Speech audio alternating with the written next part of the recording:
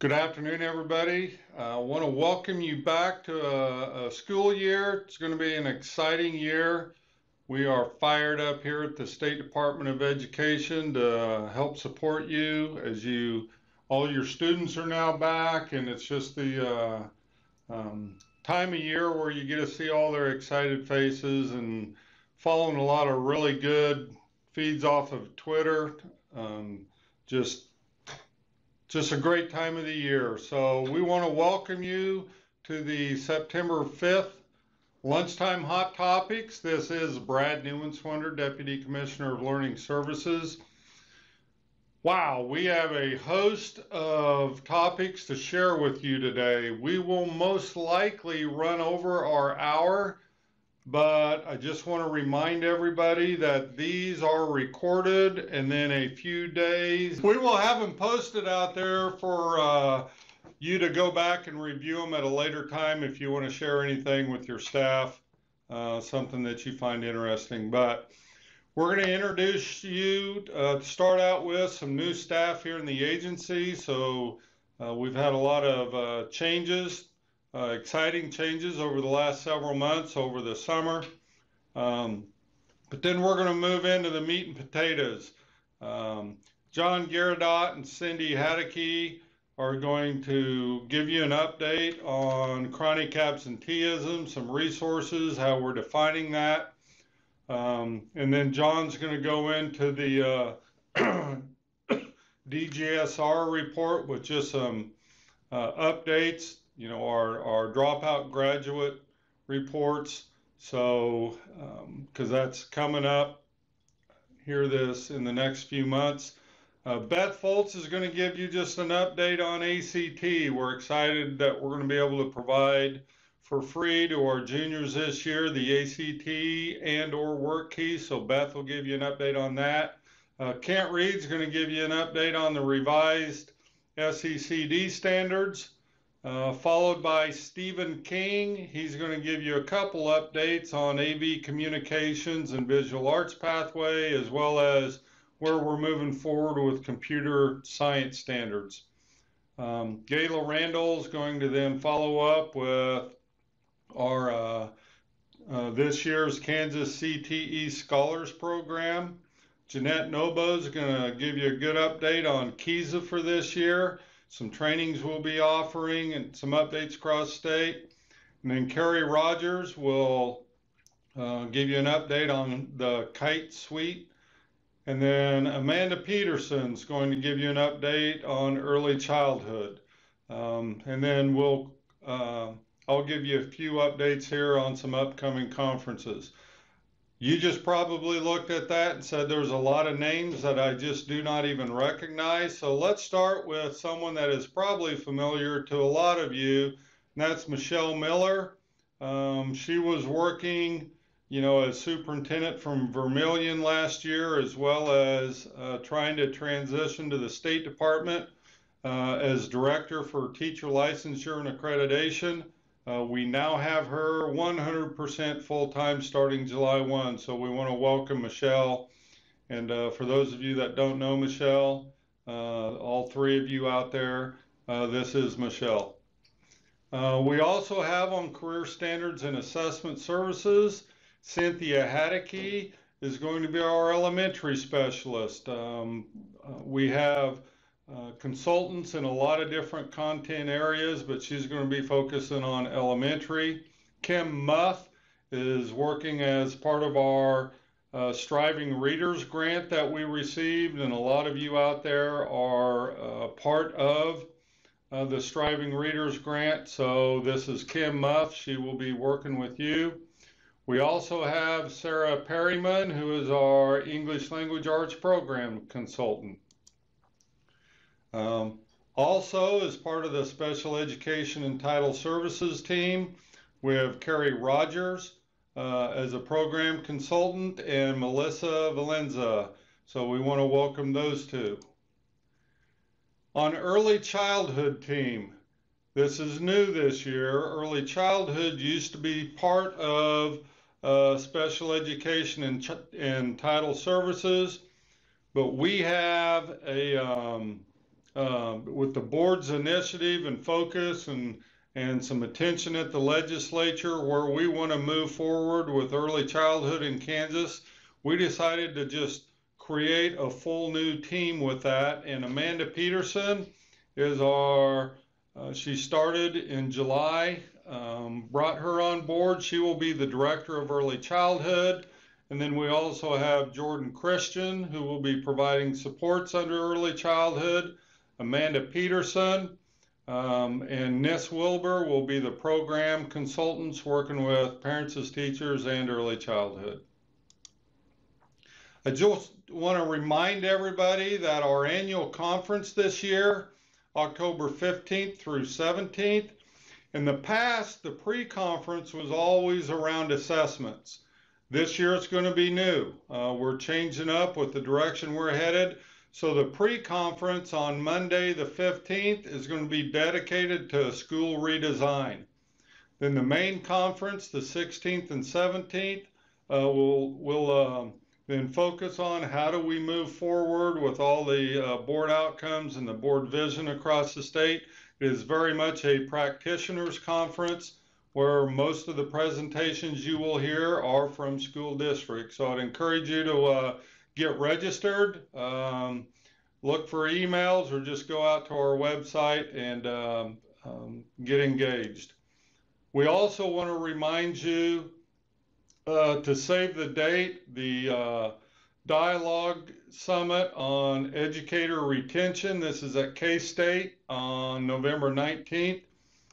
The main theme of this is what can we do in Kansas to try and promote the teaching profession and help retain the teachers that we have. I want to remind everybody that throughout the year, you have questions or you have topics that you'd like me to cover or questions you want us to address, just email those to lunchtime@ksde.org. And we are excited to help lead the world in the success of each student, and let us know what we can do to help. Hello, this is John Geardot. I'm an educational program consultant here at the Department of Education. I work primarily with graduation. And joining me today is Cindy Hadeke. Hi everyone, I am the elementary education program consultant here at KSDE. And we're going to talk just a little bit today about chronic absenteeism, prevention, data, and intervention. The first thing we're going to talk about is what chronic absenteeism is. Chronic absenteeism is missing 10% or more school days for any reason. That includes excused and unexcused absences. One of the things that districts and schools need to determine is what exactly absent means. According to legislation, absence means a significant portion of the school day. Beyond that, there is no guidance. So it is up to each district to determine what actually absent is and what a significant portion of the school day is. Federal guidance says that absent is 50% or more of the day, and that is the recommendation that KSDE guidance we are giving to districts as well. Anything more than 50% or more. You still want to track those students that are gone less than that, obviously, but you want to use a different measure of that, a different coding of that, so that absent means 50% or more. Our data, if you look at it statewide, this is 16-17 data, but the 17-18 data will look much the same. We start with an overall chronic absenteeism rate of 13.7%. Higher in kindergarten and first grade, and then it sort of dips as you go through elementary school and then starts to climb in about the 5th grade again. Makes sense for kindergartners and first graders to have a little higher chronic absenteeism. Why, Cindy? Kindergartners and first graders tend to miss more school due to being around more high exposure of childhood illness and the fact that they are not responsible for their transportation. If parents can't get them to school, they generally can't get themselves there, so they are at the mercy of their parents. As we go through elementary, upper elementary school, there's a big spike between 5th grade and 6th grade, and again between 6th and 7th grade. And that makes sense because those are transition years. You'll see every time there's a transition, there is a spike in chronic absenteeism rates, which again makes sense because they're leaving that comfortable environment, they're leaving the relationships that they've formed, often going to a larger building with more students, and so chronic absenteeism rates increase in those years. The thing with chronic absenteeism is it is a cumulative measure. So, or there's cumulative impact to chronic absenteeism. Missing just 1 or 2 days a month, if you're starting in kindergarten, means that by the time you're a 12th grader, you've missed the equivalent of 1 full year of instruction. So the impact of missing that much instruction is obvious, and it can make a big difference for those students. John talked about this just a little bit, but when you're in kindergarten and first grade, missing high numbers of days is predictive of absenteeism in middle school and high school. When we look at the data and we analyze it, it also predicts how children are going to read when they're in 3rd grade. Teachers can generally look at the data and tell if a child who has missed 13 or 14 days in kindergarten or first grade are going to read behind. By the time they're in 3rd grade, they fall behind not only in reading but in math, and there's a lot of reteaching that occurs and a lot of intensive interventions that occur. So it's important in these grades to build habits of attendance and to focus on attendance in these early years.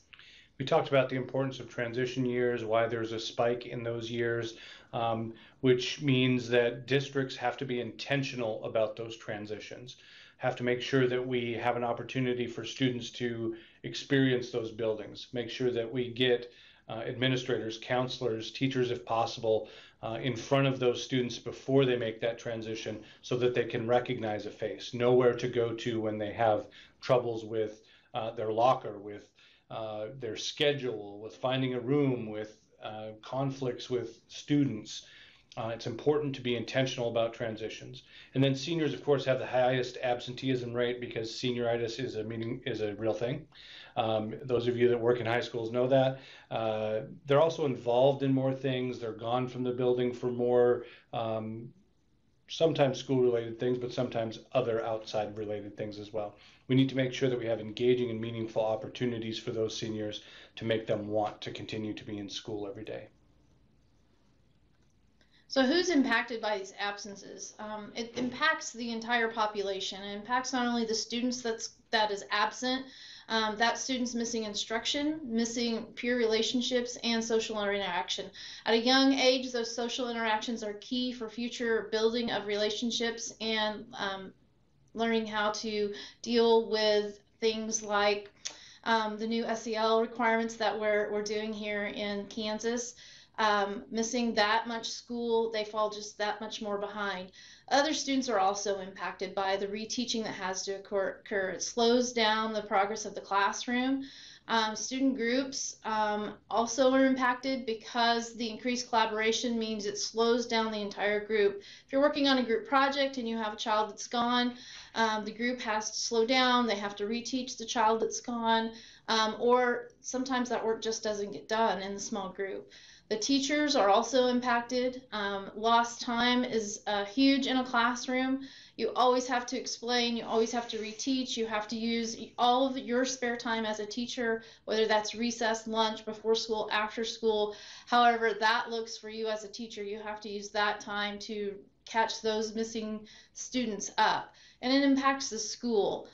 Decreased instructional time is huge. We all have so much on our plates, but every time you have decreased instructional time, that is going to be the equivalent of decreased achievement and also the increased number of remedial classes.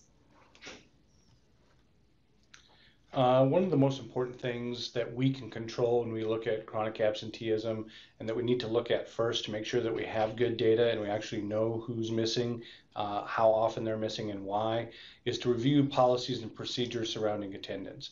What is absent? How does absent get created and absent within your student information system? How many periods, if you're at the secondary level, equal an absent? How much time missed in elementary equals an absent? Who takes attendance? When do they take attendance? Who can change that attendance? When do we make parent contact? Who makes it? How do they make it? Making sure all of those things are clearly defined and everyone knows their responsibility and the importance of attendance is key. We can control those policies and procedures. And then making sure your SIS is coded properly. We've had districts that are on the backside of their SIS, a student activity. They're out for a field trip, they're out for athletics in the afternoon. They've been counting those as absences. Those should be present. If it's school related, if it's instructional related, it should be counted as present.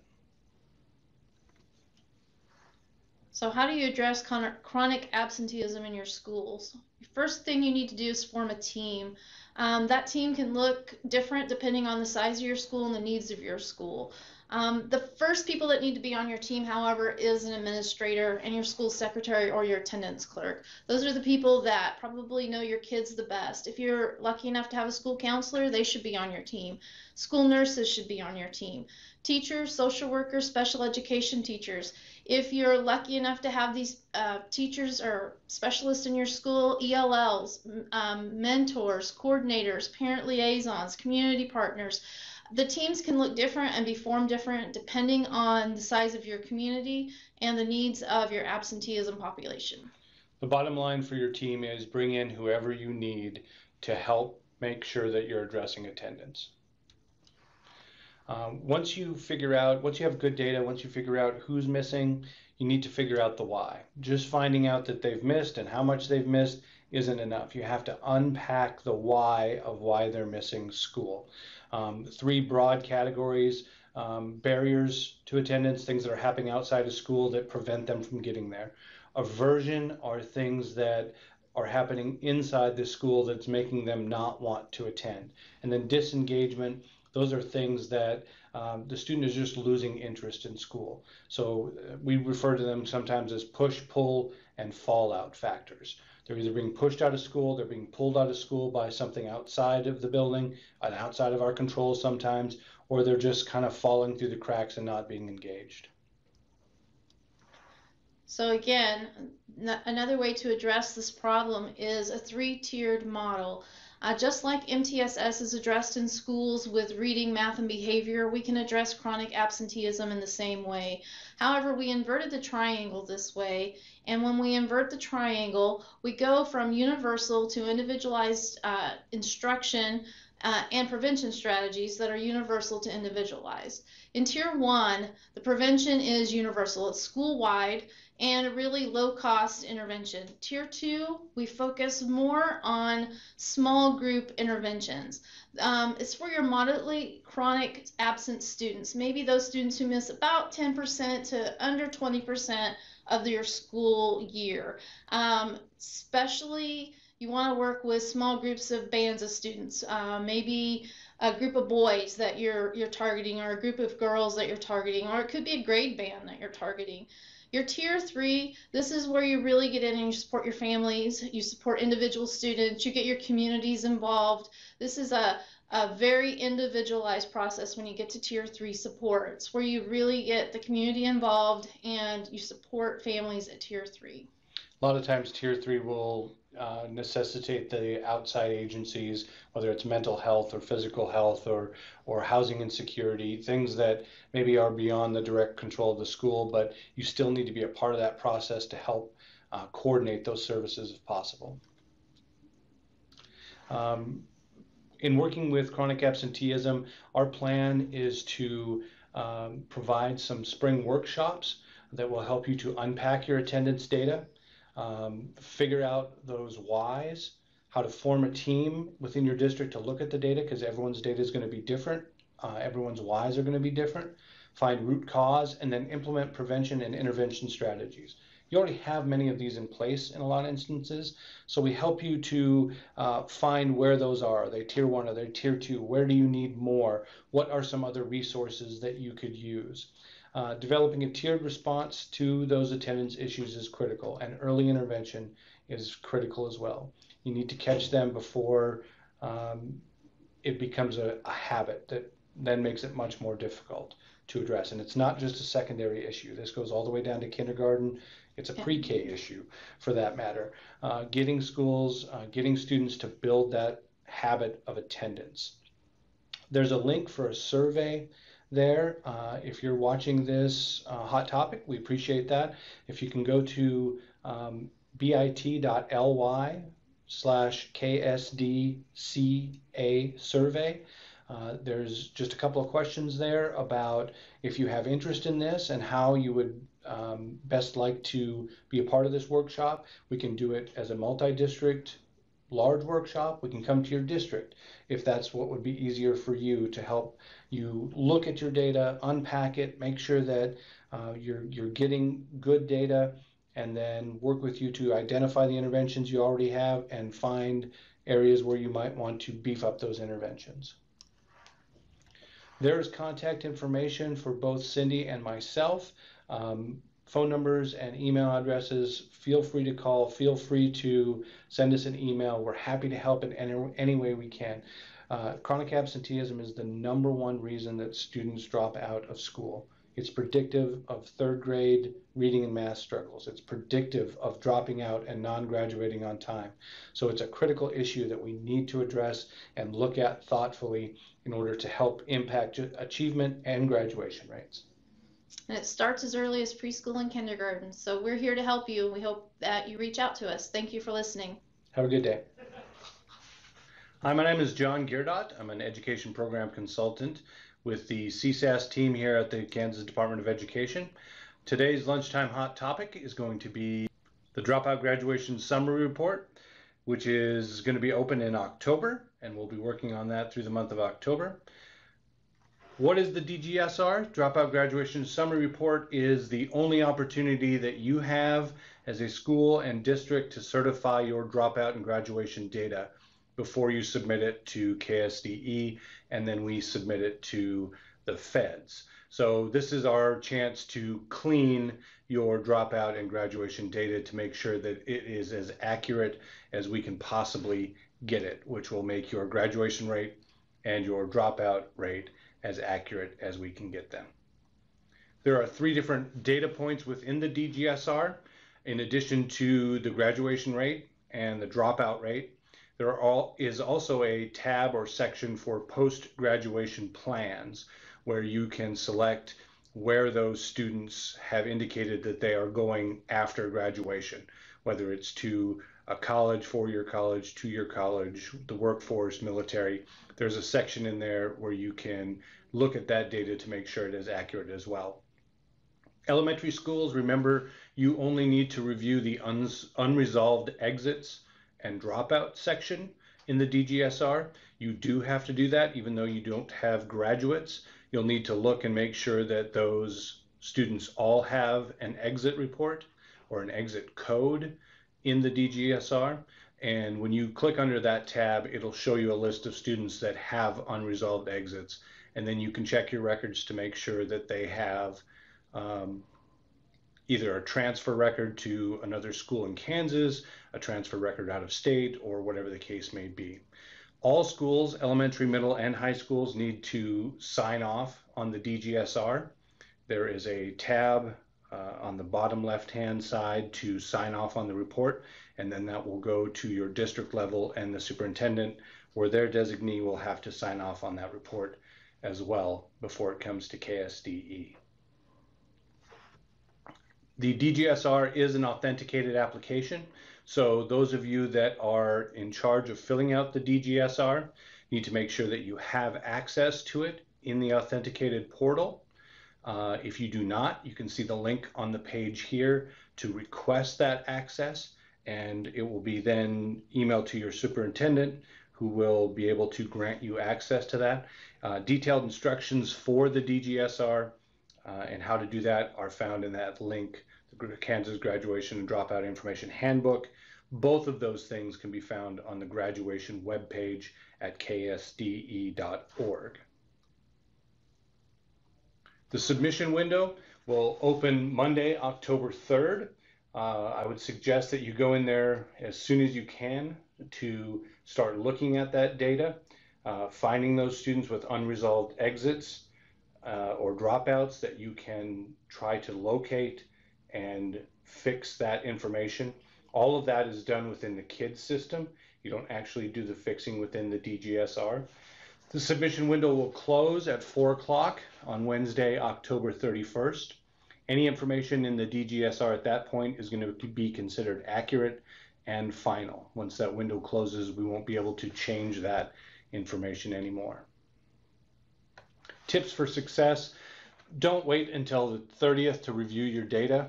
It can sometimes be a little bit of hunting to try to figure out why the student doesn't have an exit code, or you would think you sent up an exit code, but it's still showing in the DGSR. So the earlier you can look at that, the better off you'll be. Print out the list of unresolved exits and non-graduates. Share that list with secretaries, registrars, counselors, directors of special education, whoever is in charge of your kids' data, and you can look and make sure that you track down where those students went and get accurate kids' records, exit codes sent up. We will do a full DGSR training. For those of you that are interested, we'll walk through the DGSR, the different sections, how to use the unresolved exits, how to remove students from the cohort if you need to do that. And that webinar will take place on September 19th from 1:30 to 2:30. We'll be sending out that information and the link on the listserv to superintendents and principals very soon. So you should get that and have anybody that needs to, whoever's going to be completing the DGSR, welcome to be a part of that webinar to get additional instructions. We will then post that on the graduation webpage for later viewing if that time does not work out for you. Again, if you've got questions on the Dropout Graduation Summary Report or anything to do with graduation, that's my contact information, my phone number and email. If you have any questions, please feel free to email or give me a call. Thank you and have a great day. My name is Beth Fultz, and I'm an Assistant Director on the Career Standards and Assessment Services team. I work with assessments, accountability, and post-secondary success. Today, I'm going to talk to you about a new and exciting assessment that we're able to provide to all students in the state of Kansas. It's ACT and WorkKeys. Last spring, the legislature approved funds so that we could administer both the ACT and WorkKeys to students in high school. That's public schools only, the way the legislation was written. The agencies interpreted it to be all juniors, so any 11th grader is eligible to take both ACT and WorkKeys, and any senior who hasn't had the opportunity to test. This funding is not for seniors who took the test previously that would like to have a retake, but any senior in your district or building that hasn't had the opportunity to take the ACT, that's what this legislation is intended, to make sure that all students have access to a college and career ready assessment. What I can tell you today is that we have a signed contract with ACT. We have set the statewide testing dates. ACT will be on Wednesday, February 20th, and WorkKeys will be on Thursday, February 21st. Those are back-to-back days for all juniors to take the assessment. Now, one thing that's different with the statewide assessment contract is that you don't get to choose the assessment date. All the states that have a contract with ACT administer the assessment on the same day. The assessments will be administered locally in your building or district, and so you don't have a lot of choices. We'll have more details how you sign up for it later. There'll be some type of test record upload that you'll do so we can track who's taking the assessment and we know how many assessments to pay for. ACT, unfortunately, for the first year will not include writing. We couldn't, ACT, when they talked to us about being optional, that was kind of like a state option, and to add writing for every student didn't make a lot of sense. So we're in negotiations to possibly add writing in the future, but it would be just the standard ACT on Wednesday, February 20th. WorkKeys is a series of 3 assessments: graphic literacy, applied math, and workplace documents. A student would sit for all 3 assessments, even though they cover different topics. They're all administered at the same time, and that would be the following day on Thursday, February 21st. Districts will have an opportunity to select whether they want to administer the assessments paper pencil or they want to use the computer platform to administer the test. I would say if you've not been using the computer platform in your district to administer ACT, you definitely will want to get to some trainings, and you might want to think about it the first year, because as a State Department, we won't be able to help you a lot with an additional platform. We work with Kite as our platform for state assessments. ACT has their own platform. So just keep that in mind as we move forward and start sending out information on the delivery mode. There will be a makeup date on Tuesday, April 22nd for inclement weather or absences. I can tell you right now that I've agreed with ACT that we would have 3 trainings in our state. I don't have the locations or any specifications yet, except that you can hold these dates to know that you might want to attend one of them, October 2nd, 3rd, or 4th. If you've been administering ACT every year in your district and you feel you already know all the processes and protocols of ACT, there will be some webinars and you wouldn't have to go to an in-person location. At this point, it will be a district's choice. Most of the communication coming from KSDE will be on the test coordinator listserv, although we'll try to make sure that the curriculum leaders and the school counselor listservs also get the same information as we work through this first year, how your district is going to set this program up and who ultimately is going to be responsible and that type of thing. So stay tuned. Sometime around the 1st of September, I'll be sending out more information on the training. I also want to let you know that ACT will have sessions and a booth at the KSDE annual conference, so you can always check with them and they can do some one-on-one conversation with you if you're planning to attend our conference. So I don't have a lot of information for you right now on ACT because we just signed the contract. It was just all official Monday evening. ACT is coming to KSDE to meet with us, to do a kickoff meeting and answer all of our questions. If you have questions that you would like answered, you can send them to me. I'm compiling a list of questions to have at that meeting so I can get more answers for everyone. Basically, the purpose of the presentation today was just to let you know that we're excited to offer ACT to all of our juniors.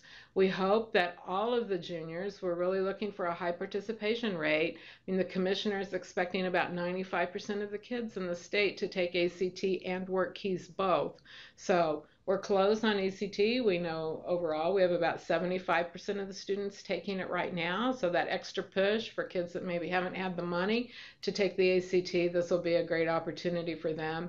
And then with WorkKeys, that's a new assessment at the state. I know a lot of you that do the career and technical education pathways have offered WorkKeys for years, but this is for all students. So please consider enrolling all of your juniors in the WorkKeys assessment, and there will be national certification recognition that will go along with it for the appropriate levels. So we're just excited. If you have more questions, reach out to me and I'd be glad to answer anything. Hi everybody, this is Kent Reed with the Kansas State Department of Education, and today's hot topic will be the Kansas Social Emotional and Character Development Model Standards, how we're implementing those standards, and coming attractions relative to those standards. But first, let's talk about why social emotional learning or social emotional growth. And this slide gives you an idea of how you can change your school culture and climate by implementing a social emotional learning program. You can increase pro-social behavior by 9%, increase attitudes, decrease problem behaviors, reduce emotional distress, increase standardized test scores. And back in 2012, when we adopted the standards under No Child Left Behind, this was one thing that administrators across the state realized was if you win their hearts, you can win their minds. And of course, by implementing a SEL program, you can increase those skills. Another thing that we like to share with you is a study done by Columbia University just recently. And they did a cost effectiveness study. And for every dollar that you invest in social emotional learning or social emotional growth, there will be an $11 return on that investment in terms of reduced suspensions, fewer expulsions, and less problems with juvenile justice. All right, our standards were adopted in 2012 originally, okay, and then here just recently in July they were revised and approved by the State Board of Education. And what we did with the revisions is that we looked at the prevention statutes, which would be Jason's Law, which is youth suicide, bullying prevention, Aaron's Law, which is child sexual abuse, etc., and we embedded those into our standards. We looked at employability because Kansas told us that these kind of skills are what they want us to be teaching the children. And as they progress toward post-secondary, they have to have those skills that will ensure their success in the post-secondary world, whether it's university work, college work, some kind of career track, etc. Also, we took a look at embedding school mental health into the standards. Civic engagement is another one of our initiatives. These were first read in July, or in June, excuse me, and then in July, the State Board adopted them. All right, here's a graphic of what the standards look like. There are three: character development, which includes core principles. When we say core principles, that would be those principles that a building or a district feels like they need to focus on, as well as responsible decision making and problem solving. Also, the prevention statutes fall under the core principles as well, because they're statutory. Social development, which would include social awareness, interpersonal skills, and we get into bullying and bullying prevention, those kind of things. And personal development, self-awareness, self-management, etc. Okay, the goal established by the State Board for social emotional growth is that each student develops the social, emotional, and character competencies that promote learning and success in life. And again, this is what Kansas told us when Dr. Watson and Brad Neuenswander went out on the community conversation tour several years ago. All right, along with the standards, the revision committee thought that it would be wise to attach core beliefs around social emotional growth, social emotional learning. And they range from SECD skills are teachable and measurable, which they are, all the way down to the last bullet point, which is that SECD skills are best learned in a respectful, safe, and civil school environment where adults are carrying role models. Here's an example of the graphic that you'll find in our standards and really the format for the standards. This is character development. You'll see there's a definition and a rationale, and then there are core principles associated with each standard, okay? Then you'll look at the bottom of that graphic. You'll see K2, 3, 5, 6, 8, 9, 12. Those are grade levels. In the standards document, we also have age level equivalents, and the reason for that is because of our initiative in terms of personalized learning. Okay, and the whole idea behind these standards is that students need to know about character, about personal awareness and problem solving, but they also need to be doing these things. They need to be practicing these skills. So knowing and doing are two hallmarks of the standards. Again, suggested edits that we included: Jason's Law, Aaron's Law, bullying, school mental health. There's a lot of discussion about trauma-informed and adverse childhood experiences, and we tried to address those in the verbiage. Self-harm, recovery, and resiliency. And remember that the FLAT Act, one of the stipulations of the FLAT Act is that you have a crisis plan as well as a recovery plan. Growth mindset, an example of that is what Melissa Fast is doing in math.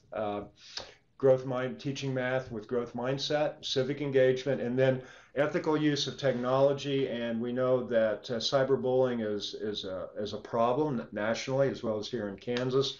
So we tried to address that as well. All right, I wanted to point out a couple of things in terms of the actual verbiage of the standards. If you'll look at the bottom of this slide, item F, this is how we addressed Aaron's Law or child sexual abuse. Students recognize consequences of sexual behavior, including sexual consent, pregnancy, and the inability of minors to give consent. Now, this is a landmark move on part of the state board for a variety of different reasons, but we appreciate so much their willingness to address this problem as well as problems such as dating violence. Okay, why would you take those standards and how would you be able to use them? Well, first of all, the standards themselves are a great framework for needs assessment. If you want to know what you're doing or what you're not doing with social emotional, then just go through the standards and check off what you are doing and what you're not doing.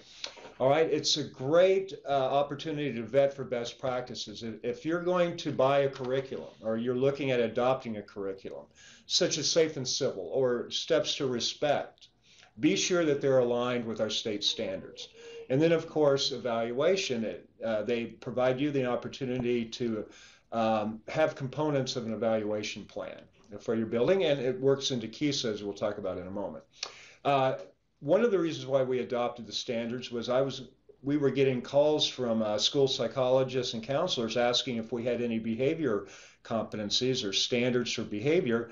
At that time we didn't, now we do. And you can take the verbiage from the standards and place them in an IPS, an IEP, behavior plans. When you're discussing issues in a SIT team meeting, you can use that standards verbiage to describe what it is that is a problem and what it is that you want to fix and how you're going to fix it. And then, of course, it's social emotional is part of the accreditation process that we call Kisa. And you can use those standards when your site team comes to visit. Okay, so how are we implementing the standards?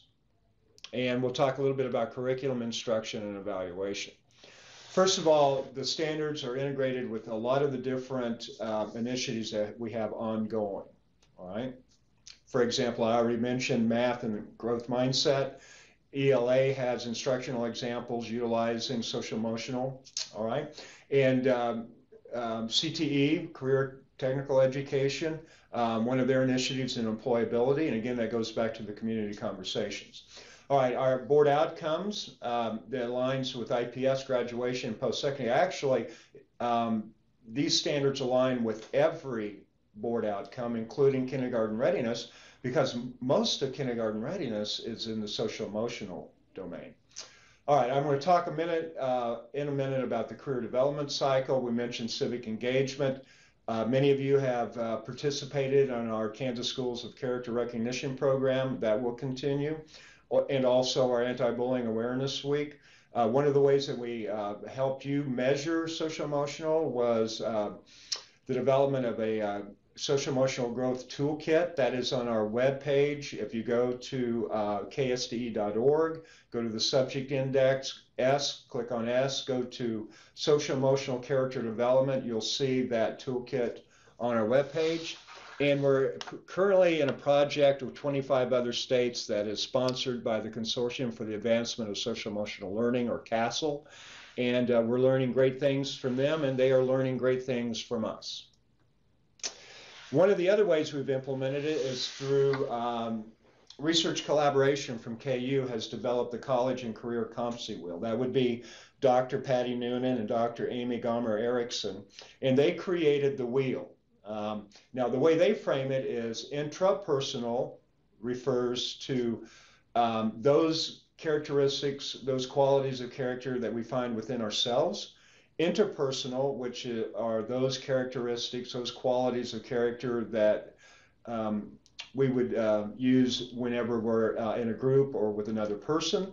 And what I like about their model is they've included the cognitive. And the cognitive means essentially how you're thinking about behaving.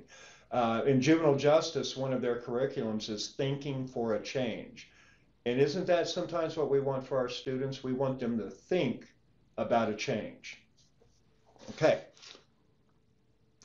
So what we did in the spring is we took the 3 domains of school counseling, which would be the career, the academic, and the social emotional, and we combined them into one workshop. And for years I've had counselors tell me, isn't there a tool that includes all 3 of our domains, the academic, the career, and the social emotional? And now there is. And what we did was that we know that the IPS is a board outcome and that many of you are in the middle of implementing the IPS, the individual plan of study. So this workshop series was designed to address that. And the model involves knowing yourself, exploring options, making choices, and taking action. All right, so to make a long story short, we put the career advising model, which is the center of the circle there, take action, know yourself, etc. And those items that go along with that, which would be strengths, values, etc. We embedded that, or we embedded the Kansas CAN competencies with that. So there was an integration between the Kansas CAN competencies from KU and the career advising model. And then the outer layer of it are the standards. And you can see how all 3 of those are integrated. Okay, and here's another example. This is more specific to the career development cycle. And Jody Grover and Joni Clark-Leiker developed that and then were the trainers for that. And they utilized what is called the 3I process: inquiry, inform, and integrate. Okay, our next roadshow is coming up in August and September, and this roadshow is specific to the SECD standards and how to take those and embed them into your curriculum. And excuse me, we will have a lot of instructional examples of that. I'll give you an update on where we are with school mental health, with Aaron's Law, Jason's Law, all of that. I'll take the first hour to do that, and then the rest of the time you will actually be developing a social emotional character development curriculum for your buildings. And again, here are the dates and the sites. You can contact any one of those service centers to register. Here's my contact information. Let me know if there's anything that we can do to help. And I hope you have a great school year. Hello, this is Stephen King. I'm here to talk about the new changes coming up in 2019-2020 to the Arts, AV, Technology, Communications clusters that we actually got together and reviewed for the 5-year review this past year. The changes have gone through the process, and now I'm excited to bring them. They are some pretty significant changes. So first of all, we are going from 2 pathways to 3. We had talked about the AV communications, and then visual arts actually had 2 different strands. There was the FAID, the fashion, apparel, interior design strand, and the graphic design strand. And what we've done is we've split the FAID and the graphic arts into 2 separate strands, 2 separate professional groups of people, 2 separate advisory committees, and so those are going to be 2 separate strands, one under the control of Gayla Randall and then the other still belonging to me. And in the AV Communications, we are renaming to a little bit more modern name. We're going from AV Communications to Digital Media Pathway, which is much more of a the thing that our broadcasters and our media folks like to refer to it as. So those are the biggest changes. We've renamed a couple of the pathways, and we've split the visual arts pathway with the 2 strands into 2 separate pathways. Now we've gotten some formatting changes as well. We have taken the common core competencies, the employability competencies, things like the ability to understand how it fits into the world of work, and we've taken those out of the individual courses and made them into more of a core competencies document. The same as in a lot of the other strands that have gone through, a lot of the other pathways that have gone through their revisions here over the past couple of years. We've created some consistent formatting, and one of the things that is underway is a revision to be able to come up with PDFs out of these documents so that you can actually create competency documents for your classes.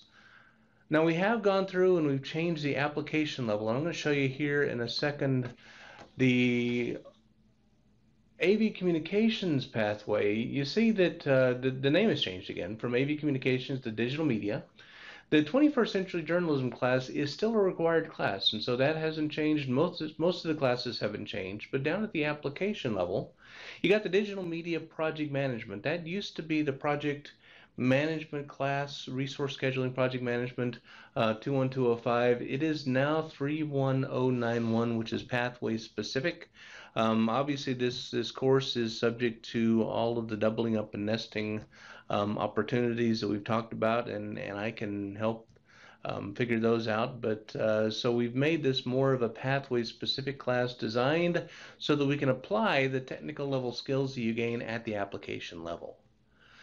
We've also gone through and we took the marketing class out and replaced it with a digital marketing class, a more updated class from the marketing pathway, and based upon some of the things that our professional members had suggested, we've added a sports and entertainment marketing class. Now this is in part because talking to the Kansas Association of Broadcasters group, some of its members, one of the things they keep talking about is it's great that the students understand journalism and understand the technical aspects of running a production studio. But it's also important that the students understand how journalism and how broadcasting works as a business. And so the marketing was a big part of this, and a big thing that we've added going forward to make sure the kids better understand how this particular field works in the world of business, in the business of journalism. Now the graphic arts has changed. You see it's graphic design pathway. If I can get to that slide properly. There we go. And you see again, the graphic design fundamentals class is still there. It's still the required class for the pathway. Most of the classes have not changed, except that the project management class, again, the 21205 has been taken out and replaced with the more specific pathway related graphic design project management class, which is designed again so that the students can apply the very specific technical level skills they learn in the graphic design pathway in a project management sort of environment. And so those are really the big changes going forward, and the changes again take place not this year, but in the 2019-2020 academic year, and we're really looking forward to these. Thank you. Hi, Stephen King here. We are here today to talk about something that I find the most exciting thing I have done in my professional career, which is leading the team to develop the computer science K-12 model standards for the state of Kansas. Now, real quick, question comes up: why? We talk about the Kansas State Board of Division of Education for the successful high school graduate, where they say academic preparation, cognitive preparation, technical skills, employability skills, civic engagement. A lot of these things are tied directly to what we do in computer science. And so this is a big deal as far as why. Now, I'm a visual person, so this slide kind of, and by the way, most of my pictures here are entirely taken in Kansas. So for example, the robotics team there in Lawrence, that's over lunch. You couldn't even get the kids to go to lunch. They were so engaged in the educational process. But this is an excellent way of getting kids interested, getting kids involved in technical, cognitive development, all kinds of different attributes. Now, what we are doing a committee-based model standards development, and model standards are, of course, different from assessed standards in that they don't have an assessment. At least they don't have a standardized assessment. So these are meant to be, they'll take their place alongside the standards in driver's education, physical education, and so forth, very similar standards, as a very important part of what we do as far as educating kids here in Kansas. Now, the good news is we had national standards to start off with. The Computer Science Teachers Association, CSDA, had already developed and released a couple of years ago national K-12 computer science standards that are based upon grade bands. So there's an elementary grade band, a middle school grade band, high school grade band. Those had been worked into a framework through ISTE, the International Society for Technology and Education. And then the College Board had done a really good job of thinking about what computational thinking really was and working those into an actual structured approach, specifically with the AP Computer Science exam, where there's actually two AP exams. One is the older one, if you will, the CSA exam that required some Java understanding. And the new one, the fundamentals exam is actually much more of a computational thinking. It's more of a language non-specific exam that is designed to test some of the different cool things about, whether the kids learned computational thinking. Our committee has decided to do grade level instead of grade band, which means that, since standards are a suggestion in Kansas, we're going to be specific in the suggestions. So we have one for first grade, one for second grade, one for eighth grade, and so forth. And the other thing we decided to do was to avoid any mention of specific technology. We're going to avoid languages. We don't want to end up teaching COBOL, for example. Things like, people talk about keyboarding. Well, keyboarding is a technology. Instead of that, we talk about input devices, inputting information into the system. Another example would be passwords. Some people question whether we're going to be using passwords in 7 years. And so instead of that, we talk about authentication methods. And so that's some of the different ways we're avoiding mention of specific technology that may or may not be around next time we go to update these in 7 years. I've mentioned computational thinking, and that deserves an entire lecture in and of itself. But basically, the point of computational thinking is complexity, ambiguity, dealing with difficult problems, all the good stuff that we teach from K through 12 in computer science classes. Now, they're not specific to only computer science classes, but computational thinking in computer science is one of the main reasons that we teach this. One of the questions I get asked is how this relates to CTE, and the fact is from 9 through 12, a lot of times you get into the rigorous courses within computer science in dealing with the 4 different career areas that we have within CTE. And the fact is, in Kansas, we're doing a terrific job of teaching kids CTE-related coursework, whether it's web and digital technology with over 200 schools, programming software development almost doubled in terms of pathways here for the year. So we're doing a terrific job 9 through 12. So if you look at the standards that we're writing, the first draft has grade bands 9 and 10 and 11 and 12 that we're trying to kind of straddle, if you will, between the academic discipline, computational thinking, and the students who are actually going into CTE type fields related to this. More generally, though, computational thinking straddles from grades K all the way up through 12, deals with things like abstraction, algorithms, sorting, that sort of thing. It exists in computer science technology, of course, but also science, agriculture. We hear about these days tractors that can pilot themselves to a certain extent. Obviously, those require a certain amount of human intervention in terms of the process the tractor takes to go through the field properly. So, in all cases, we're going to take a human being who understands computational thinking and apply them to agriculture, apply it to automation, apply it to manufacturing, all these other fields that computational thinking applies to more generally. Now, the process of standards, this is in general. We have 2 subcommittees, one subcommittee on writing, one review. Obviously, the writing subcommittee writes and the review subcommittee reviews, and we also have a 3rd subcommittee on this one, which includes people from KBOR and from a couple of different post-secondary institutions, plus some representatives from some fairly big players in all sorts of industry representatives from computer science. Now, the 2 subcommittees actually have about a dozen people each, and I'm really kind of proud of this. We had over 80 people apply to be on these subcommittees, and out of those, I was able to pick people from across Kansas, all 10 board districts, with over 400 total years combined of experience teaching computer science and technology. So, and we represent from elementary up to high school. And so there's a lot of experience, a lot of knowledge, a lot of ability represented in these 2 subcommittees. I'm really proud of the people we have on these 2 groups. So our general timeline, we formed the committee back in March through May. We had our first meeting in June, actually on the campus of Garmin there in Olathe. It was a great meeting. We're done with our first draft creation, and that's where the blue part is. That's Why I'm presenting this, in fact, is right now we're in a process of collecting public feedback. A little bit more details on that later, but based upon that public feedback and the review committee comments, we're going to go into a second draft creation from September to October. I'm going to try and get around the state to present what we've done by November, with a third draft in January, and the desire is to actually present to KSDE, the Board of Education, February and March of next year, so that we'll have active standards by March 2019, so that we can start doing professional development training and teaching. I'm putting together right now a computer science summit for the summer of 2019, and so that'll be really exciting. So like I said, we are currently seeking public comment. I've got 2 different versions of the first draft available on the CTE IT page. I've got it in XLS format with 1 page per grade band. So the first one, for example, you'll see pre-K, K1 and 2, and so forth.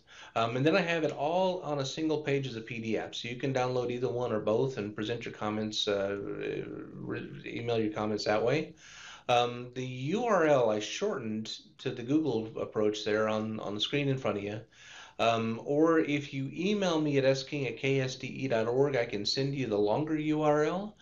Or you can go through the Kansas State Department of Education CTE page, look for the IT pages. It's under additional resources, so it's about 2/3 of the way down. There's 2 lines, one for each format of the draft.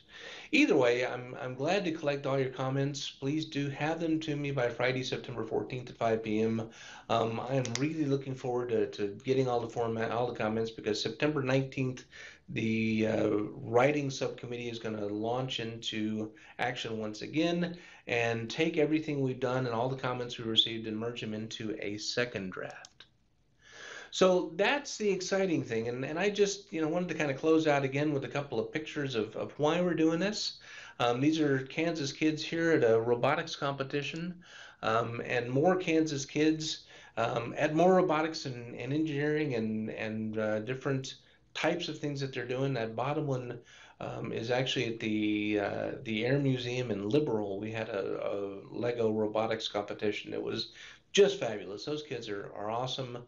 Mostly middle school kids who really get into the technology and create some amazing things. And so the future of Kansas is really exciting. This is going to be a tremendous approach. Thank you. Hello. Welcome to the webinar today. We'll be talking about the 2019 Kansas CT Scholar and the recognition that we give them in Kansas. My name is Gayla Randall. I am part of the Career and Technical Education team and the person coordinating this effort. Let's begin our conversation by talking about what is a Kansas CTE Scholar. And it is a student who is recognized as a well-rounded, outstanding career and technical education student finishing their senior year of high school. This is our 3rd year offering this award in Kansas, and we're very excited as we have had students in the past that have really been exceptional examples of what we mean by being a Kansas CTE Scholar. There are several criteria of which all are to be achieved in order to become a scholar. One is that they are a senior level student. They've earned or presently enrolled in courses to equal 3 or more CTE credits with the documentation of technical skill attainment, and there's 4 options related to that documentation. They have to have achieved a 3.5 or better in CTE coursework. And by CTE coursework, we're talking about those courses which are recognized in the pathway design sheets with the KCCMS codes listing on those sheets. They will have demonstrated leadership and career success skills. They would have demonstrated civic engagement or outstanding community service. They would have demonstrated success in workplace experiences. And they would have offered and submitted a short career vision reflection.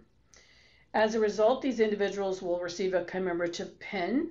You see to the right a color sample of what that pin looks like. In the April State Board meeting, our Kansas State Board of Education members recognize the list of scholars, which are then a part of a statewide news release. There's a certificate that they will receive with their name signed by dignitaries here at KSDE. And then they'll also be listed on the KSDE CTE website under a wall of fame.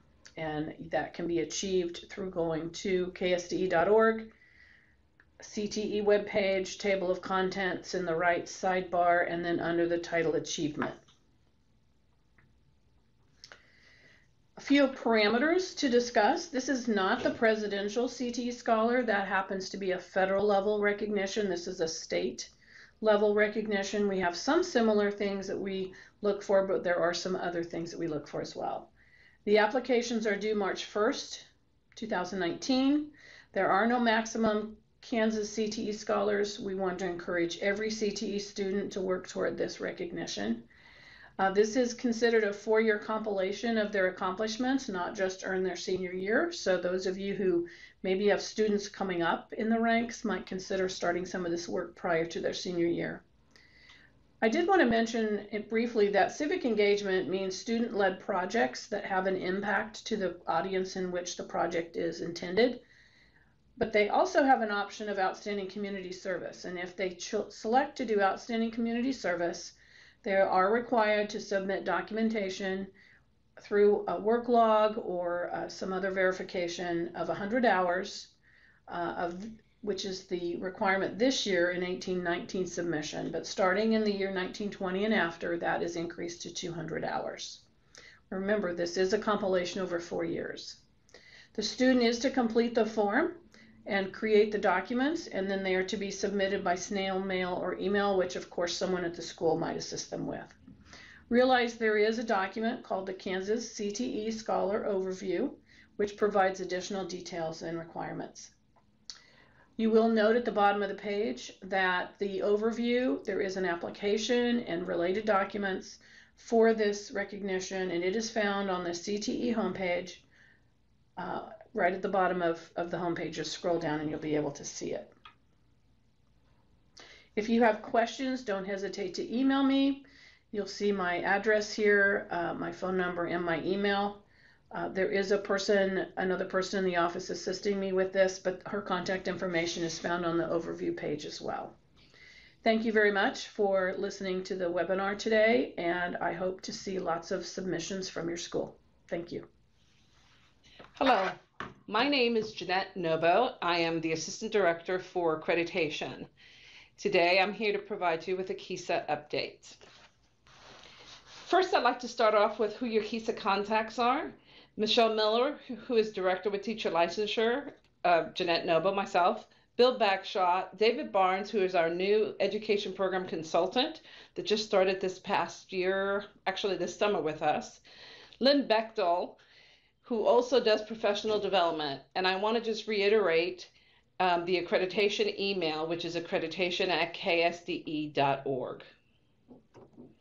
Let me start off first with some 2018 and 19 Kisa updates.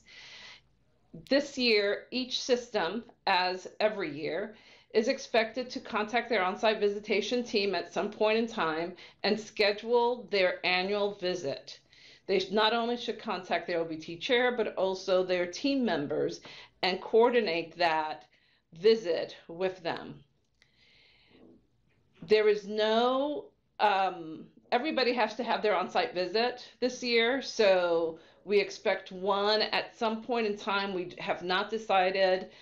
I know that last year we said they had to be done by April 15th, and they should start sometime in January. However, you need to have your on-site visit when it's most convenient for you. If you are a year 5 school being accredited this year, then we ask that you try to look at having that visit maybe sometime in April if possible, only because it provides us time to collect information, put it together for the Accreditation Review Council, who will then look at this information and make an accreditation status decision. Before you end up having your visit, be sure to go into our authenticated Kisa application site and complete the annual system report. This report is new, and I will talk a little bit more about it in another slide. For on-site visitation team chairs, you're responsible to contact your system to determine the date for your annual visit.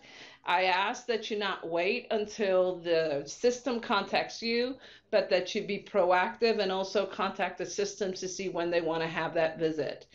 Review the annual system report that the system will be completing prior to your visit, and then collaborate with your OVT members right after your visit to complete the chair annual summary report that you will need to be completing.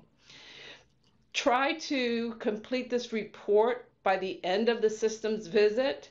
Although I know you can do this then later on after the visit at your own time. However, I know by experience that sometimes it's harder to get back to this report after you have left that system.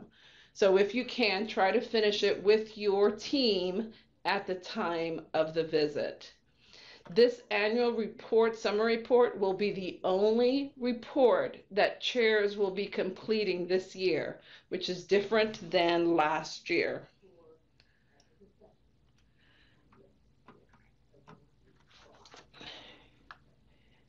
Systems accredited in Kisa last year, we had 7 of those. We'll need to complete the Kisa initial report and the annual system report year 1. Systems being accredited in Kisa this year, 2018-19, will need to complete the Kisa final report and the annual system report year 5 prior to your visit. Systems in their 2nd, 3rd, or 4th year in Kisa will need to complete the annual report for their respective year. So regardless of what year you are in the process, you will need to complete an annual systems report. Some of the Kisa changes. Systems annual report. I've mentioned that several times in the first few slides. Although it is new, it really is not new, if that makes any sense to you. The reason for that is that system annual report is really those pages that were in the OVT workbook for the chairs to complete. Last year we had chairs that completed it. Some chairs asked the systems to complete it. And when we did our survey this past year, our surveys, we found that both chairs and team members thought it would be easier if the system would complete those pages for them, because it provided them with information prior to the visit that they could look at and then set up their questions and determine what the path of that visit was going to be. That information contains the accreditation process, your goals, and information on your state board goals as well.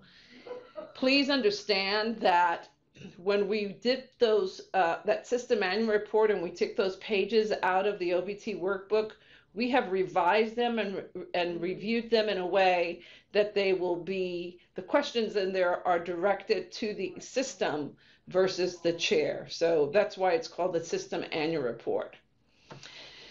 Because the systems will be completing that annual report, then the chair annual summary will be the only report to be completed by the OVT chair. I know I mentioned that before, but I want to just reiterate it. Also, reiterating that the completion of that annual summary report should be done in collaboration with your OVT members. Just some general information.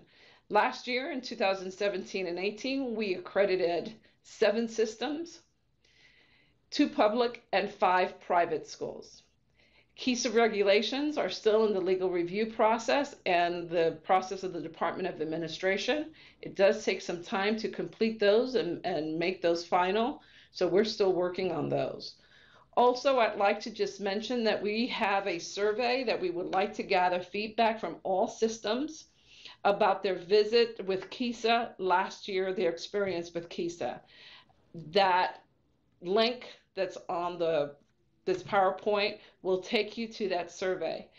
We would really appreciate your time taking that and giving us your feedback. It is important to us. It helps us revise, review, and improve our system.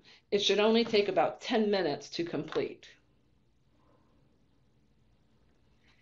We will continue having our telephone support calls for rather than having them only for the OBT chairs on one time and the systems on another time. What we found was that it really didn't matter, and we had both chairs and systems all in one call.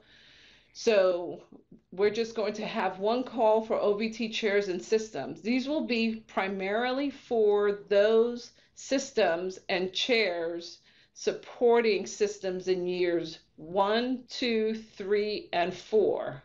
Okay, so the ones that just got accredited, plus those in years 2, 3, and 4.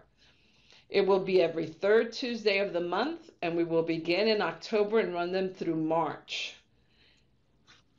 Also, we will have year 5 systems and chair Zoom meetings. Those will be, we're doing those through Zoom because they're not as many. And so we think we can accommodate that without much problems in terms of our Zoom capabilities. Those will also start October 2018, and I realized that I put down through 2019. Actually, that is March 2019. These will occur every first Tuesday of the month, except in January, because of course that's January 1st. Therefore, we will have that Zoom on January 8th, and the link to that Zoom is different. So please make sure you make a note of that. We will be sending information out through our listservs about all this information as well. In addition to our telephone calls and the Zooms, we have scheduled some system regional supports where staff will be out in each of these regions to work with any system and provide an overview of what is happening, what has happened with Kisa. So those locations are listed here, and you would register with the link that's there. If the link should be working, however, if not, then go to the Service Center website. They should have that information there. You need to register through the Service Center. This information has already gone out through the listservs, but I wanted to put it here as well. We really do look forward to working with all systems and hope to see you at these.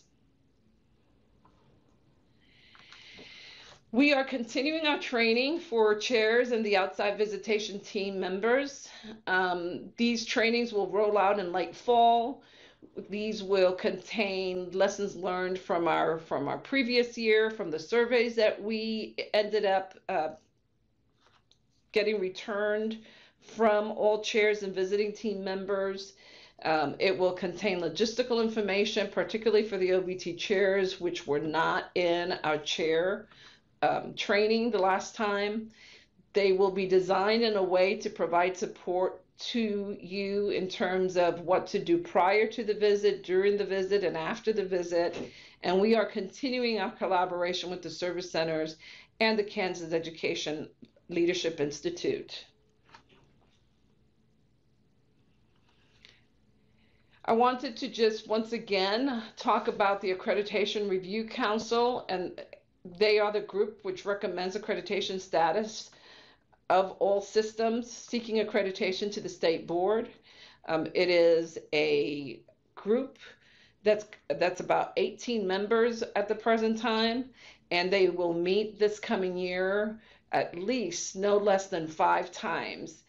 And their first meeting is September 19th. We will look at what we learned from those reviews of last year and try to refine a bit more that process based on feedback from our state board, as well as our review of all the data here. The Accreditation Advisory Council, that's the group that provides advice and support to us at KSDE, our staff, the Kisa staff. We meet 5 times throughout the year. We have our first meeting coming up September 17th. That will be in Emporia. And our major focus for this year, although we have many things, we've designed our meetings this year to be business, if you will, in the morning with the afternoon work group activities. And in the afternoon, in those work group activities, we will be reviewing and revising the Kisa rubrics. We will be bringing in not only our advisory council to this, but we're also asking those systems that just got accredited this past year to also come, as well as systems working in our Mercury and Gemini schools. The intent in the revision of these Kisa rubrics is to try to bring them into alignment with the redesign. And I would, at this point in time, like to thank you for your time. And if you have any questions, you can contact me at jnobo@ksde.org, or in that list of people that I first showed you with the first slide, it's their first name, initial, last name at ksde.org. Thank you. Hello, my name is Carrie Rogers. I am a new education program consultant here at KSDE, and I am here to share some assessment updates with you as far as the Kite suites is involved. That is what was previously known as Kite Client and Educator Portal. There have been some recent updates. Kite Client has been changed to Kite Student Portal. All of the Kite Client apps must be removed from the computers, and the Kite Student Portal needs to be reinstalled. There is now a new URL for Educator Portal, and Educator Portal has also been updated with some new intuitive layouts, fewer clicks for navigation, which should be very helpful for those using the program. Another change is the access profile is now being referred to as a personal needs and preferences profile. And when entering the teachers, it is now required that you also enter the educator identifier. As far as the dynamic learning maps are concerned, the instructionally embedded test window will open on September 19th. It's very important that the district test coordinators are in contact with those DLM teachers so that the teachers are entered into educator portal as DLM teachers. In order for the teachers to complete the required training, which is now available, they have to be entered into the educator portal system. The year-end reports for the DLM will be available once the students are rostered to the new teacher for this year. Those reports can be obtained from the district test coordinator. The DLM webinar schedule is posted on the KSDE and the TASN websites, and I have planned 8 different webinars to assist teachers in the DLM process. I also wanted to let you know the accommodation manual has been updated, and that is available on the KSDE website at this time.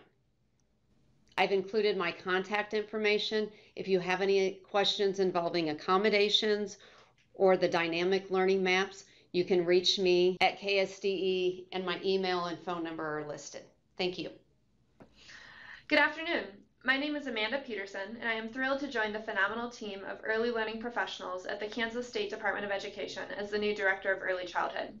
The Early Childhood team is looking forward to our work together with all of you this school year to advance kindergarten readiness in the areas of preschool, parents as teachers, early childhood special education, our state ICC, and the Ages and Stages Questionnaire Snapshot tool.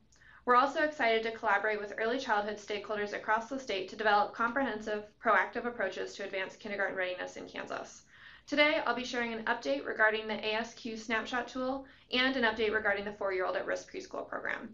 First, the Ages and Stages Questionnaire. As you all know, kindergarten readiness is one of the outcomes that the Kansas State Board of Education has set to achieve our Kansas Can vision. Early childhood experiences lay the foundation for a child's future academic success. And this year, all Kansas kindergarten classrooms are implementing a new tool to better understand students' development.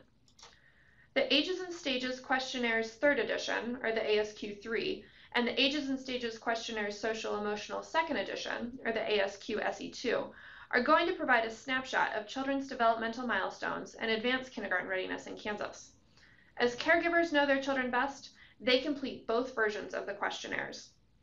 The ASQ3 addresses 5 developmental areas: communication, gross motor, fine motor, problem solving, and personal social. The ASQ SE2 addresses 7 social emotional areas: self-regulation, compliance, communication, adaptive behaviors, autonomy, affect, and interaction with people. This snapshot of a child's development provides important information to teachers, schools, caregivers, and the state. This information offers teachers and schools the opportunity to better design their classroom environments to meet the needs of incoming kindergartners. Discussing a child's results help families better understand a child's development, and it strengthens teacher-caregiver relationships. And at the state level, this data will provide a snapshot of Kansas kindergartners' development and help inform opportunities to improve kindergarten readiness statewide. It is helpful to remember what this tool is not. This tool is not used as a gatekeeper to keep children from entering kindergarten. Every child who is 5 years old on August 31st is able to enter kindergarten. This tool is also not an automatic referral to special education. Instead, it is a tool to provide critically important information to help teachers and schools be ready to meet the needs of each and every one of their kindergarten students. All kindergarten classrooms are required to administer the ASQ3 and the ASQ SE2 between August 1st and September 20th of this year. That means that each of your schools should either be in the midst of administering this new tool now, have finished the administration, or have plans to do so in the near future. We have excellent resources available to help. You can visit agesandstages.com/KS for more frequently asked questions, quick reference guides, and how-to videos. If you do have a question, I would really recommend checking this website's resources first. In particular, the step-by-step guide that's available on the home page is quite useful. We also have technical support that's available via our partnership with Brooks Publishing. On your screen, there are useful resources for you to have, and we encourage you to utilize them as you have technical questions. And of course, you can contact our early childhood team at earlylearning@ksde.org if you need assistance administering the ASQ prior to September 20th. We are really looking forward to what this data will tell us, and we are hopeful that your hard work will pay off and that we'll have excellent participation rate of kindergarten students statewide. Thank you in advance for your partnership as we all work together to promote the best possible start for Kansas kindergartners. The next piece that I'll discuss today is the 4-year-old at risk preschool program. As you all know, expanding access to early learning opportunities is an important component of ensuring that every Kansas child enters kindergarten ready to succeed. In the last 2 years, funding increases have allowed Kansas to increase the resources available for both the 4-year-old at risk and the Kansas Pre-K pilot preschool program. In the 4-year-old at risk program this year, 218 school districts requested 9,808 preschool slots in the 4-year-old at risk program for children in their communities. 8,064 4-year-old at risk slots are available statewide for this school year, and we've allocated all of those slots. It's very important that we actually fill all 8,064 of those slots that we have allocated. Filling all of those slots on September 20th will maximize the increase in slots that are available for the increase next year. Districts should already have been in touch with the KSDE early childhood team to share whether all the slots that they originally were allocated have been filled, and whether your district would like to request additional slots that you would be able to fill on September 20th of this year. We are very appreciative of your timely responses and your partnership as we work to reallocate those slots. Finally, while we're discussing preschool, we do have an exciting new resource to share. The Kansas Pre-Kindergarten Guide is now available on the TASN website. Much like the all-day kindergarten guide that you've seen previously, this resource was created by a development committee that included superintendents, teachers, trainers, and other key early childhood stakeholders. This resource can help programs think through some of the components of a high-quality early childhood program, and we're hopeful that it's going to be useful to you. You can find it at ksdetasn.org/resources/1916. Finally, we're looking forward to our work together ahead. Please feel very welcome to be in touch with me and the rest of the early childhood team as we can be helpful to you. Thanks. Good afternoon. My name is Don Gifford, and I'm the coordinator for civic engagement here at KSDE. I'm going to share with you the schools who will be inducted into the inaugural class of the Kansas State Department of Education Civic Advocacy Network. The ceremony will be held 1 p.m. Monday, September 17th, Constitution Day, at the Memorial Building Auditorium here in Topeka. The Kansas State Board of Education approved the creation of the award in 2016. The idea was to create a network of schools who provided outstanding civic engagement opportunities to their students. The criteria for being inducted into the Civic Advocacy Network are the 6 proven practices of effective civic learning created by the Education Commission of the States and endorsed by many civic education groups, including the Center for Civic Education. Schools submitted evidence on how they had created programs addressing each of these practices. Those applications were scored by a panel on a scoring rubric. The higher the percentage of students engaged, the more points the school scored on the rubric. Each practice was scored, and those scores combined, and the winners selected. I want to congratulate the 4 elementary schools, 2 middle schools, and 2 high schools who make up the inaugural class of the KSDE Civic Advocacy Network. The 2018 winners are Complete High School, USD 266 Mays, Derby Hills Elementary, USD 260 Derby, Enders Community Service Magnet, USD 259 Wichita, Garden City High School, USD 457 Garden City, McPherson Middle School, USD 418 McPherson, Park Hill Elementary, USD 260 Derby, Starside Elementary, USD 232 DeSoto, and Susan B. Anthony Middle School, USD 383 Manhattan. Congratulations to these schools. What they have done and are doing to improve the civic engagement of their students is impressive. We also have 4 schools who showed great promise and have established outstanding programs addressing one or more of the proven practices. These schools are Valley Heights High School, USD 498, Florence Wilson Elementary School, USD 457 Garden City, Miriam Park Elementary School, USD 512 Shawnee Mission, and Seaman High School, USD 345 Topeka. Though these schools did not make the inaugural class, the scoring panel made note of some promising practices.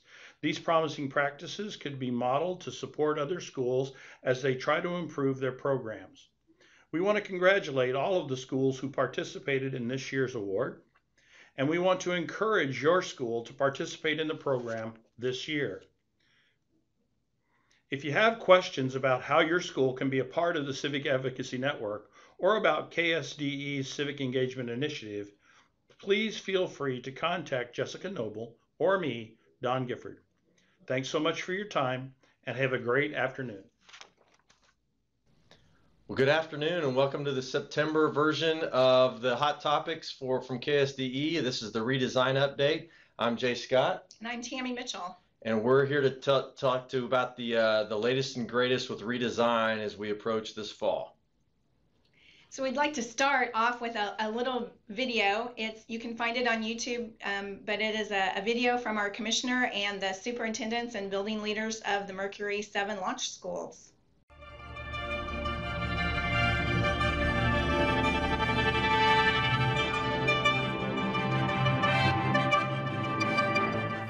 The clock has started. Roger. Mercury 7 controllers, listen up. I need a go, no go for launch. Coffeyville, USD 445. Coffeyville Public Schools is ready for launch. Liberal, USD 480. Liberal, ready for launch. McPherson, USD 418. McPherson schools are ready to launch. Olathe, USD 233. Olathe Public Schools, ready to launch. Wellington, USD 353. Ready for launch, and we are ready to lift off. Twin Valley, USD 240. Twin Valley is ready for launch. Stockton, USD 271. USD 271 Stockton is ready for launch. Launch control, this is Topeka. We are go for launch. 10, 9, 8, 7, 6, 5, 4, 3, 2, 1.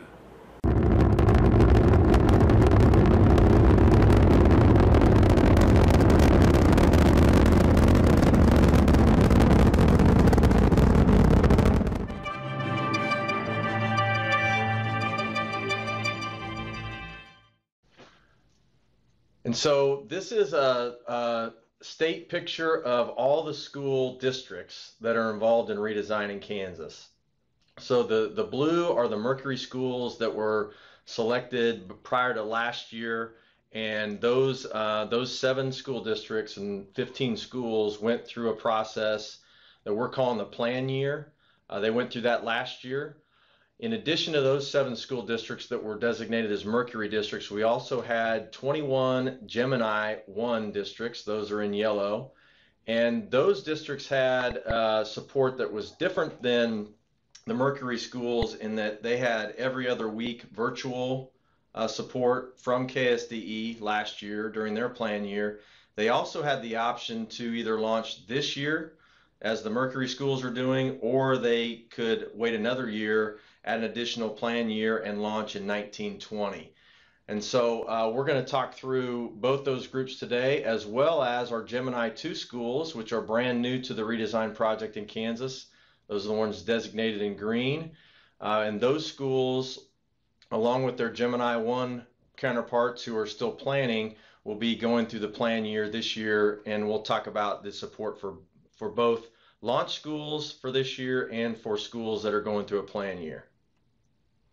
So the districts that are circled in red are the districts that are launching their redesign plans this year. And as Jay said before, we have all 7 of the Mercury districts, and then we have additional districts that were Gemini 1s. And you know, with the little bit of support that they received, they kept the same pace, the same rigorous pace as the Mercury schools. And so we're proud to announce that they will be launching as well. As far as the schools that are launching this year, the ones that Tammy just took you through, this is the timeline that they will follow for this year. 3 phases. Ignition begins in August and towards the end of October. Phase 2 is maintain trajectory from November to January. Phase 3, the orbit begins February to May. And so that's the launch year timeline as it stands right now.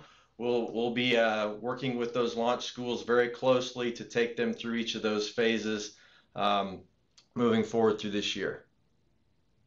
So one of the things that we've been working on this summer with consultants from Ed Elements is to try to align our message. And so one of the things that these consultants showed us was this, and these might look familiar to you. But this is all of the different ways that we tried to explain what Kansans Can Redesign was all about. And so we had bedrock principles, we had what Kansans said they wanted from their schools, we had a rendition of that as far as, you know, what redesign is about. We still have and will have always, I think, the vision for education, including the elements of the successful high school graduate. And so as we were looking at all of these messages on one slide, we realized that we need to do a better job of communicating with you all, our state stakeholders, about the simplicity and the complexity of redesign. And so with all of that muddiness, we came this summer, we had a group that helped us develop this into our what we're calling our 4 school redesign principles.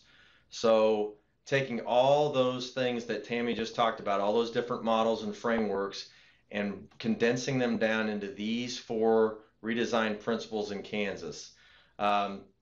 Student success skills with an emphasis on social emotional growth, community partnerships based on mutually beneficial relationships, personalized learning, where teachers support students with choice over their learning, time, pace, place, and path, and also then real-world application, project-based learning, internships, a lot of work-based learning, civic engagement activities involved.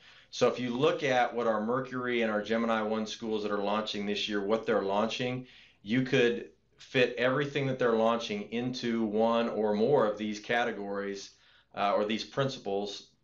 And so I think this helps across the state when we're talking about what redesign is, that we can whittle it down to these 4 principles and make it much more understandable for everyone. And so the districts here that are not circled are involved in a planning year for launching in 1920. And we're really excited to be working with Education Elements, and they're helping us build a regional training model where these schools will be going to one of the educational service centers, and then we've got a team of KSDE staff and service center staff who will be taking them through a similar process to what Jay and I did with the Mercury schools. It's intense, it's time consuming, but they will be completely supported as they work through this planning year. And again, kudos to the Kauffman Foundation, who granted us some funding to hire Ed Elements. The Kauffman Foundation is very excited about the work going on in Kansas, and so we really appreciate their help in with this heavy lift of getting so many schools and districts through this planning and ready to launch.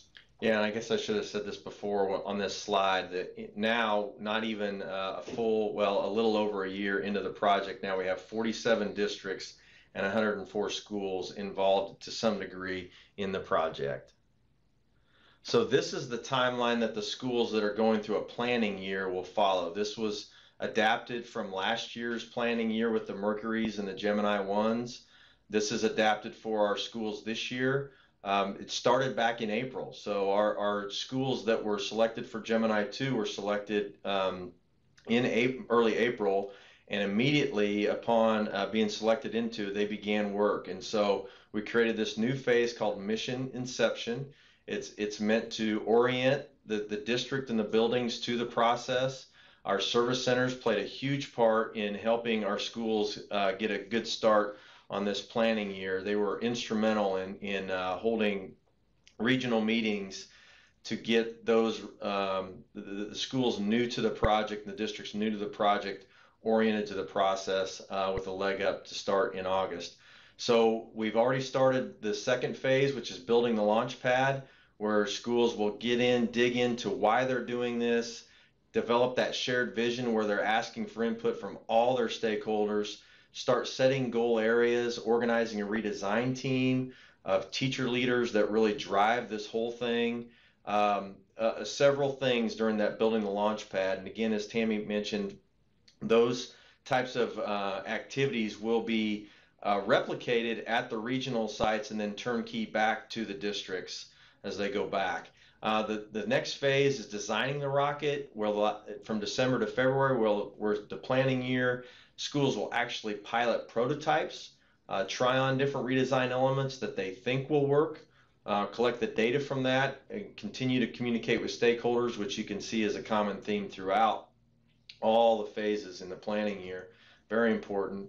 And then the last couple phases, March through May, is building the rocket, where they continue with the prototyping, they build that comprehensive redesign plan for launch, and then show and launch June through July.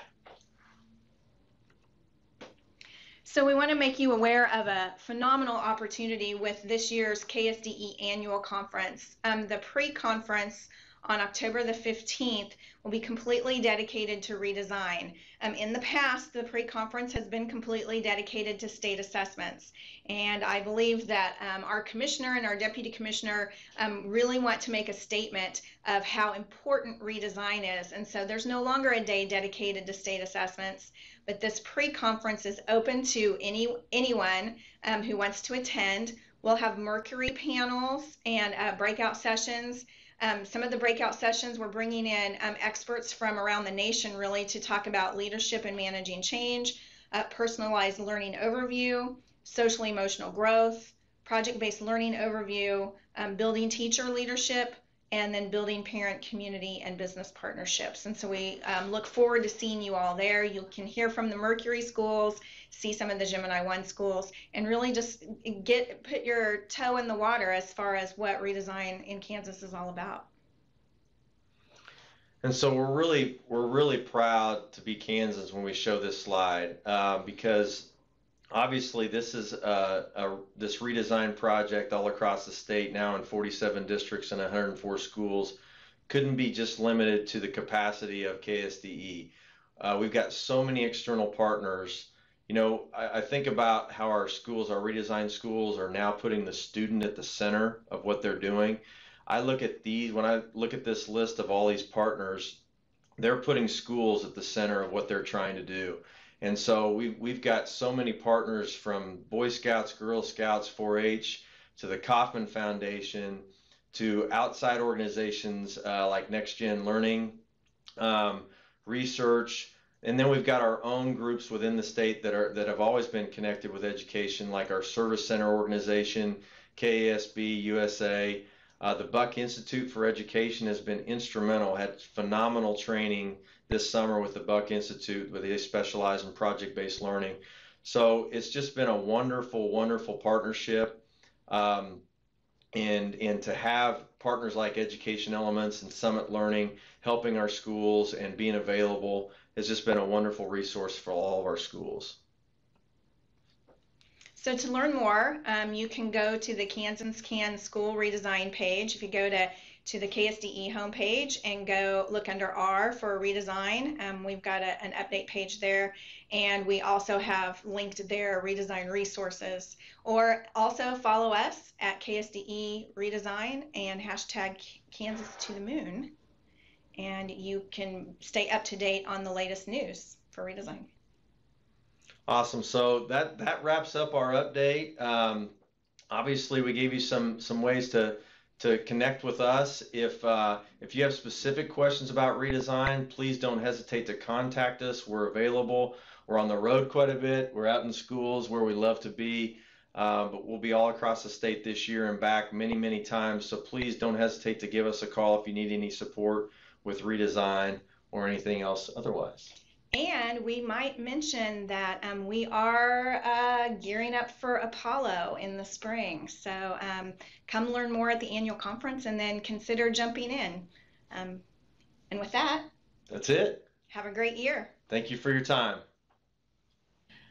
Hello everyone, I'm the new education consultant. My name is Cindy Haddocky. I began here at KSDE in June, and my position is brand new, and the focus of my position is elementary education. I have 15 years experience working in elementary schools, and I have taught first grade, fourth grade, sixth grade, and most recently I was an elementary school principal. I have some resources that are new for elementary teachers, and they are new on the KSDE website. If you go to the website at ksde.org and hover over the E, you can then click on the Elementary K6 tab. On this site, you will find standards by grade level, and you will find lesson plan links, which include STEM, SEL, and classroom management resources.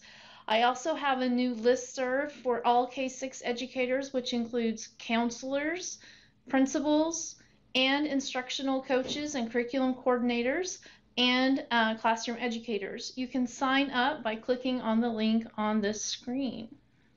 On the right hand of the Elementary K6 webpage, there are additional links that are included for my monthly newsletter, which will be published around the 10th of each month.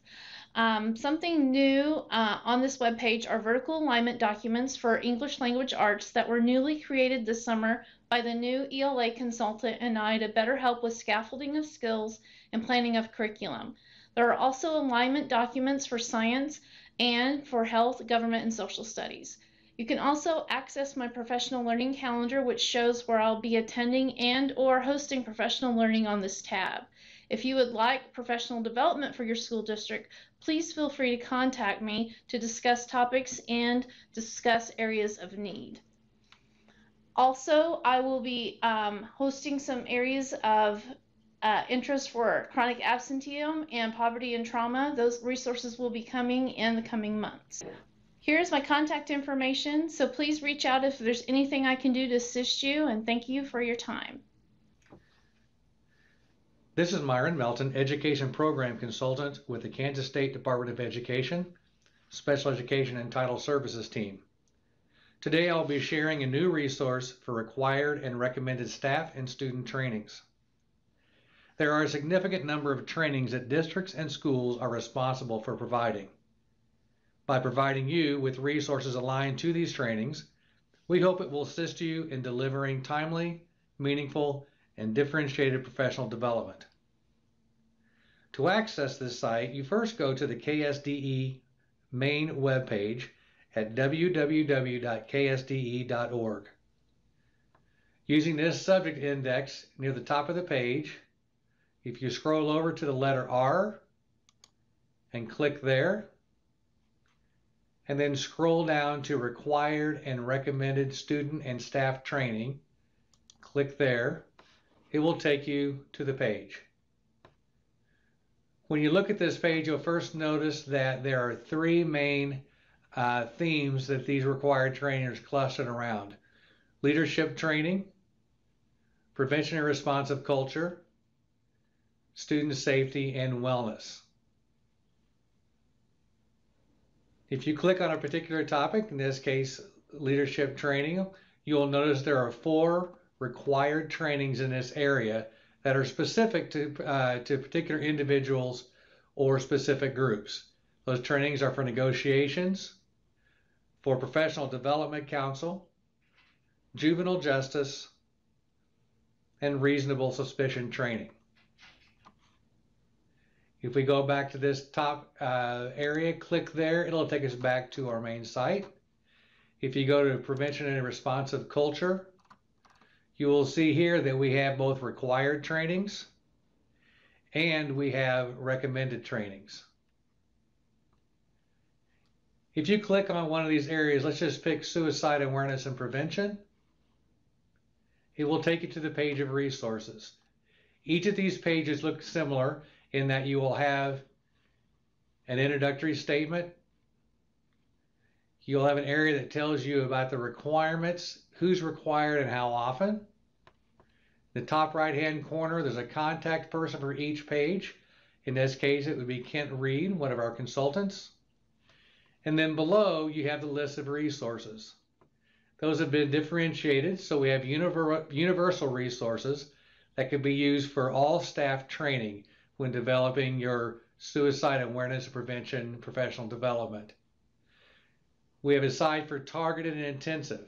So those staff who may need more intensive resources, more in-depth professional development, or possibly professional development that needs to be done over time, you would be able to have those kinds of resources here.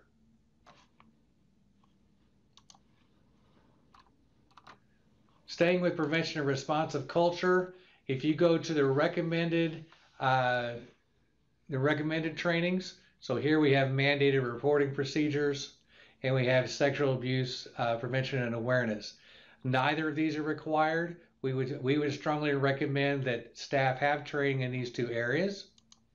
If you click on either one, so for example, sexual abuse awareness and prevention, the formatting is the same.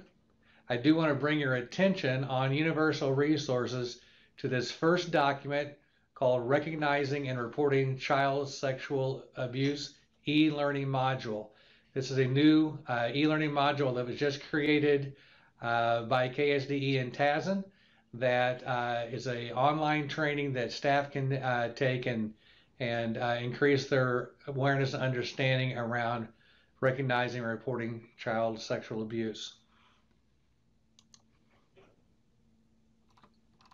The last training area on here is the theme of student safety and wellness. You'll notice as you come to this training site, not all of the trainings are specific to classroom teachers. For example, here we see we have 2 training sites, one on accident prevention, one on first aid and CPR that are specific to transportation services. We have another area here on CPR that is required via health education standards for students. We also included a recommended training site here for concussion protocol. This is not required, but we think it's good information for athletic coaches, parents, and students. It does, however, include a sample required form. Parents and students need to sign a release form annually saying that they have been giving information about concussion protocol. There's a sample form of that included there as well. So we'll go back to the main site. And that is just a very quick overview of this new training site. There are many resources on here that we hope you will take time to review, and hope that you find those helpful as you're doing required and recommended trainings for your staff. We know that this will be an evolving resource. We'll be adding new documents as new and improved resources do become available to us. We thank you for your time today and wish you the best of luck in your new school year.